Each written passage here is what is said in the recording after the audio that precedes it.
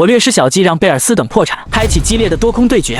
雷克塞尔今天迈出去这个门槛，那我们就是要踏在无数霸国老百姓的尸体上，为自己谋利了。霸国从来都不是老百姓的国家，甚至不是我们这样财阀的国家。伙计们，是时候让巨人陨落了。上午10点钟，由霸联储参与的贝尔斯等援助会正式直播公布。前些天我们公司出了一些财务困难，不过那只是暂时的，因为霸联储的帮忙，贝尔斯等的财务已经好转。今天开这场发布会，就是为了告诉大家霸联储援助方案是怎么样的。霸联储决定向贝尔斯登提供应急资金，以缓解该公司的流动资金短缺危机。我们预计的短期应急资金金额高达300亿巴国币，足以支撑贝尔斯等公司度过最艰难的时刻。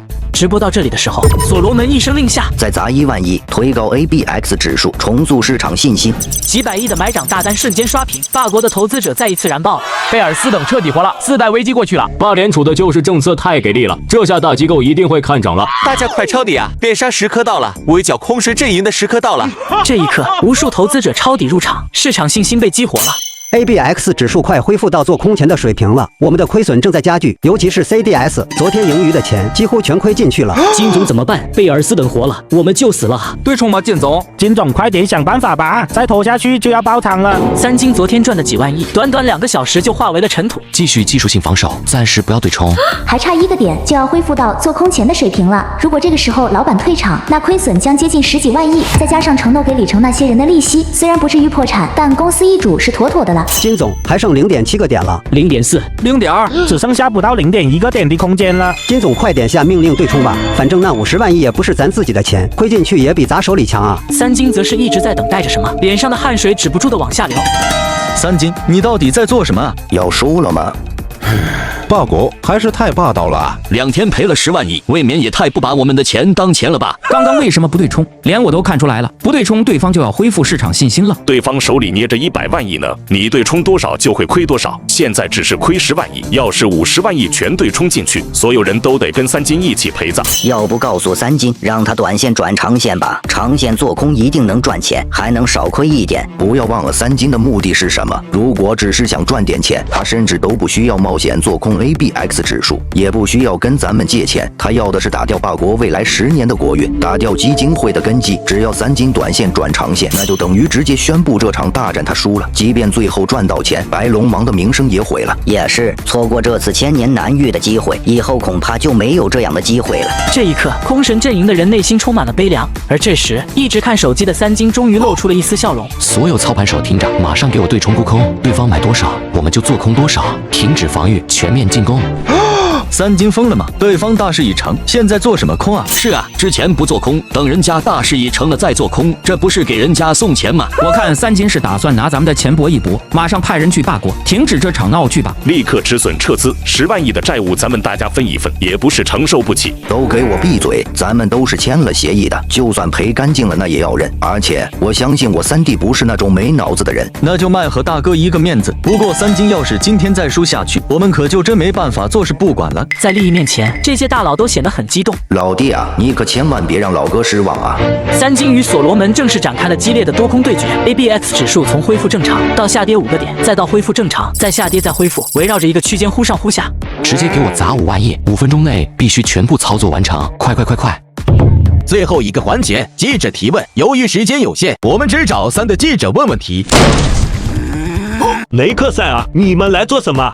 当然是来要债了。这是贝尔斯等公司欠我们的债务合同，合计大约500亿。既然霸联储给援助了，那就请现场结清一下吧。贝尔斯等公司借我们银行的钱已经逾期2个月了，请马上归还本息，否则我们将走法律程序进行法拍。我们家族在贝尔斯等这里购买的保本保息的 CDO 产品，总价值1000亿，我要求贝尔斯等马上兑现。我们基金在贝尔斯等投资所产生的300亿利息已经逾期许久，投资者们让我代表他们来要债。妈的，刚刚那段掐了别播。先生，咱们这是直播，那就把直播赶紧关了。孩子，一片混乱中，媒体们被赶出发布会。各位，我貌似没邀请你们来吧？请你们先离开行吗？债务的事情，咱们可以私下谈。不行，错过这个机会，我们的债你绝对不可能还了。现在霸联储既然出了援助方案，那就先把我们的债务清偿一下吧。还债，别想再拖延了。你现在有几百亿霸国币，足够还债了。会长，贝尔斯等的股票买盘被大量涌入的卖盘所取代，之前因为援助方案而涨上去的股价很快回吐涨幅，开始快速下跌。还有，已经有人把这群华尔街精英来要债的消息散布出去了。现在市场都知道贝尔斯等公司的援助金很可能连还债都不够了。会长，贝尔斯等的股价再次腰斩了。这群人难道是有预谋的？各位，你们都在不同的公司，保护自己公司的利益是理所当然，但你们不要忘了，自己还是一名霸国人。身为一名霸国公民，我希望各机构不要提出不合理的资产抵押要求，并要以诚信原则与贝尔斯登进行交易。别道德绑架我们，会长先生，你不觉得霸联储更应该对现在的霸国金融环境负责吗？眼见说不过雷克塞尔，盖斯把目光投向商业银行和投行的行长。我命令你们马上回去，不许在这个节骨眼上向贝尔斯等公司要债。会长先生，如果我们今天不要到这笔债，银行将有破产的风险。霸联储若是愿意为我们银行破产进行风险托底，那我们立刻就回去。你在说什么疯话？马上回去，否则立刻开除你。债务要不回来，我们一样要被开除。这样，起码我也算是完成了一个行长的责任了。哼，不要说这么冠冕堂皇。我知道你们都做空了贝尔斯等，甚至还加入了空神阵营，做空了 ABX 指数。所有人缄默不语，一切尽在不言中。该死的，你们这是卖国行为，你们全都该死，知道吗？你搞清楚一点，霸国从来就不是我们霸国人的霸国，而是基金会的霸国，是特权阶级的霸国，还有次贷危机，也是你们只顾着选票、闭着眼睛搞经济捅出来的篓子。我们现在只是合法的讨债，你居然说我们是卖国贼，你不觉得可笑吗？贝尔斯等还有的救，咱们能不能各退一步？贝尔斯等根本就没得救了，恐怕吉姆斯根本没向你坦白他公司真实的杠杆率吧？此言一出，吉姆斯顿时冷汗直流。你们公司加了多少杠杆？5倍、8倍还是10倍？哎呀，我们45倍，这也就意味着，如果次贷市场哪怕只跌个2%，贝尔斯等公司就会浮亏90%。市场要是下跌3%，那他们就全亏光了。会长大人，这2个月的房价何止下跌了3%？ 45倍，这他妈也是人能吓出来的。吉姆斯，他说的是不是真的？会长先生，让贝尔斯等申请破产吧。商先生，贝尔斯等的发布会突然被中断了，三金也同时出手了近5万亿进行做空。机会来了，拿出所有资金，加满杠杆，全力做空 OBX 指数。